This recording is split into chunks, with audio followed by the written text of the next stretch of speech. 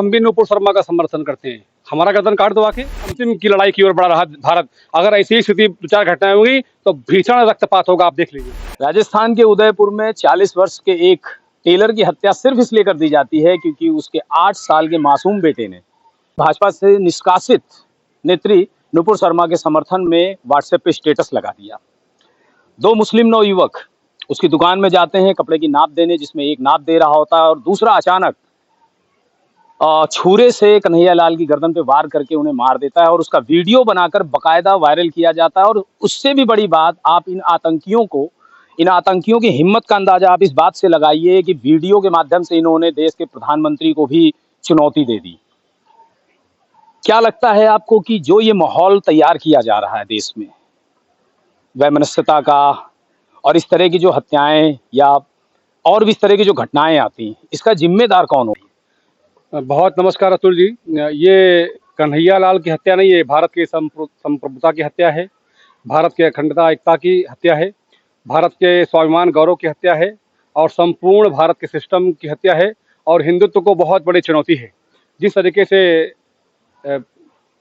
जेब में अथवा पीछे अपने आस्तीन में छुरा छिपा करके और बड़े भाईचारगी के साथ में गंगा जमनी तहजीब के साथ में अंदर प्रवेश करके और पीछे से धोखे से वार करते हैं, जो कायराना हरकत करते हैं तालिबानी सोच के आतंकी, जो पूरे भारत को, मैंने पहले ही कई वीडियो में आपसे कहा कि गजवाए हिंद जो सरिया कानून भारत में लाना चाहते हैं, पूरे हिंद को फतेह करके तालिबानी हुकूमत भारत में स्थापित करना चाहते हैं। ऐसे आतंकी, इनके पीछे बहुत बड़ी एक लॉबी है, बहुत बड़ा इनको समर्थन है। और ऐसा क्यों कि जब अमरनाथ की यात्रा शुरू होती है तो उन हिंदुओं के ऊपर, शिव भक्तों के ऊपर कोई आतंकी हमला न कर दे, कोई पत्थर न चलाए इनके ऊपर, वो सुरक्षित यात्रा करके शिव भक्ति करके भारत में लौट आए। इसलिए वहाँ पे भारी भरकम हजारों की संख्या में पुलिस फोर्स लगाई जाती है। और एक तरफ कि ये जो गए हैं सजदा नमाज पढ़ने अंदर, ये लौट के किसी को खतरा न बन जाए और कहीं पत्थरबाजी न कर दे, कहीं बम न फोड़ दे, कहीं पेट्रोल न फोड़ दें, इसकी वजह से पुलिस लगाई जाती है।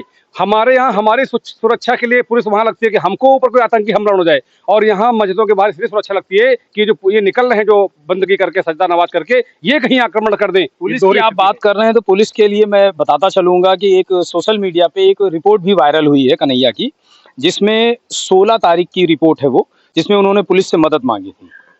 इसमें यह भी कहा जा रहा है कि पुलिस का भी फेलियर है। हाँ, निश्चित तौर से पूरी राजस्थान सरकार जो है, जो गूंगी बहरी मूक बन के बैठी हुई है और कहीं न कहीं तालिबानी सोच की सरकार है, जो गहलोत सरकार नपुंसक है, कायर है। और उसको अगर, जैसे उत्तर प्रदेश के यशस्वी मुख्यमंत्री जिस तरीके से कार्रवाई करते हैं किसी आतंकी घटना के बाद, अथवा किसी भी जो विधर्मी है, जो दुष्ट है, अराजक है, उच्छृंखल है, जो उद्यमी है और जो किसी भी तरीके से उत्तर प्रदेश को अस्थिर करने का प्रयास करते हैं, उनके विरुद्ध तेजी से जो कड़ाई का कानून बाबा लेके आते हैं, और वही अगर वो कानून वहां आ जाए, उनके घर गिरा दिए जाएं अथवा उनको काउंटर पर गाड़ी पलटा के उनका एनकाउंटर वहीं कर दिया जाए, तो आतंकियों में बहुत बड़ा मैसेज जाएगा और दोबारा इस घटना में कोई दुस्साहस नहीं कर पाएगा। तो आपके माध्यम से ही मैं कहना चाहता हूँ कि कायर नपुंसक सरकार है गहलोत सरकार, और वहाँ की पुलिस का, सिस्टम का पूरी तरीके से फेल्यूर है, और वो पूरे देश कड़ी शब्दों में निंदा करता है और उसको बर्खास्त करने की मांग कर। इस धर्मांधता का कारण क्या है? क्योंकि धर्मांध होने के बाद ही कहीं ना कहीं ये कदम उठाया होगा। एक जहर जो भरा जा रहा है मुस्लिम नवयुवकों में लगातार, ऐसा तो है नहीं कि वो पढ़े लिखे नहीं है या धर्म में व्याप्त बुराइयों को समझ नहीं पा रहे। क्या लगता है आपको, ये पूरा प्री प्लान किया जा रहा है इस तरह से मुस्लिम लड़कों को बहकाने का, या ये अचानक अपने आप ये सब होता जा रहा है? ये लड़के नहीं, आतंकी हैं, पूरी दुनिया के लिए खतरा है। फ्रांस में आपको याद होगा, पेरिस में एक महिला का सर उसके धड़ से अलग करते हैं, कारण क्या था? मोहम्मद, प्रॉफिट मोहम्मद।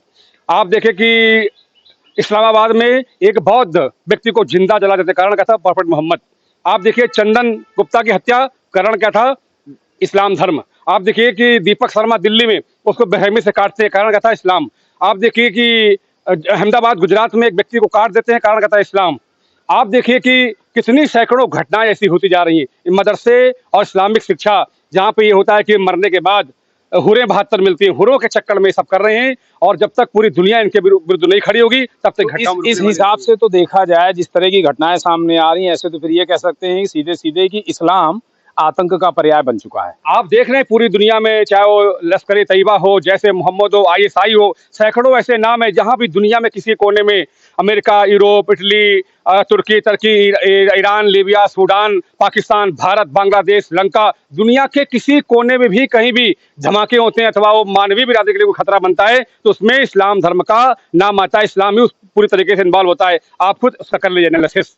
8 साल का बच्चा, मुझे लगता है शायद क्योंकि आप संत महंत हैं और आप जाते रहते हैं जगह जगह पर, 8 से 10 साल के बच्चे कितना धर्म के बारे में जानते होंगे?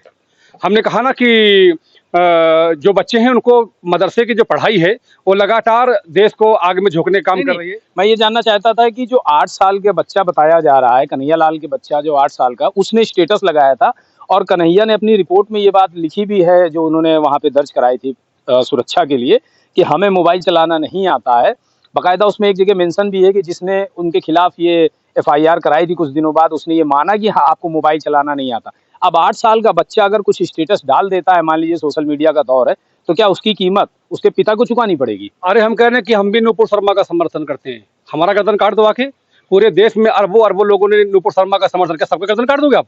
पूरी दुनिया में आप आज नूपुर शर्मा के समर्थन में लगभग 50 से 70 कंट्रियों ने समर्थन किया। पूरी दुनिया को आप आग के हवाले झोंक दोगे? क्या सबका गर्दन काट दोगे? ये बर्दाश्त नहीं होगा और एक समय आएगा कि अंतिम की लड़ाई की ओर बढ़ रहा भारत। अगर ऐसी ही स्थिति 2-4 घटनाएं होंगी तो भीषण रक्तपात होगा, आप देख लीजिएगा। कन्हैया लाल की हत्या के बाद लगातार हिंदू मुस्लिम को लेकर के सोशल मीडिया पे काफ़ी कुछ संघर्ष कह सकते हैं, जंग जारी है। इसी बीच में राहुल गांधी का एक ट्वीट भी आया है और उस ट्वीट में उन्होंने धर्म में कट्टरता स्वीकार नहीं है जैसा कुछ बोला है। लेकिन कुछ समय पहले असम के एक मामले में उन्होंने ये कहा था कि हिंदुत्ववादी नफरत और हिंसा फैलाते हैं। आपको क्या लगता है कहीं ऐसा तो नहीं जो एक लगातार आरोप लगाया जाता रहा है कांग्रेस सरकार पे कि ये तुष्टीकरण की राजनीति करती है, और चूंकि वहां पे अभी राजस्थान के उदयपुर में भी देखा जाए तो कांग्रेस की सरकार है, गहलोत सरकार है, ये फेलियर होने के साथ साथ क्या उसी तुष्टीकरण का नतीजा तो नहीं है? सदैव से कांग्रेस की दोहरी नीति रही है भारत के प्रति, खास करके हिंदू समुदाय इनके निशाने पर रहा है कि हिंदू कैसे डैमेज किया जाए, हिंदू कैसे कमजोर किया जाए और हिंदू धर्मांतरित होकर कैसे मुसलमान बन जाए। उसी में मनमोहन सिंह का आपने बयान सुना होगा कि देश के संसाधनों में सबसे पहला अधिकार अल्पसंख्यकों का है। आप समझिए कि इनके जितने नेता हैं, खास करके राहुल गांधी, उसका तो लक्ष्य ये नारा मोदी का नहीं, कांग्रेस मुक्त भारत मोदी नहीं, कांग्रेस मुक्त भारत का नारा राहुल गांधी का है। जैसा कि आपने कहा कि जब असम में तथा कथित घटना हुई थी उसमें सीधे सीधे हिंदुत्व को उसने टारगेट किया था। जब वही घटना, इतनी निर्मम और इतनी दुस्साहसी घटना राजस्थान के उदयपुर में होती है तो कहे धर्म विशेष, वहाँ उसने इस्लाम का नाम नहीं लिया। ये देखिए दोहरी नीति। बिल्कुल, वहां पे हिंदुत्ववादी बोला उन्होंने और यहाँ बोलने की धर्म में कट्टरता स्वीकार नहीं होगी, जबकि कुरान में, हदीस में धर्म नाम का कोई शब्द ही नहीं है।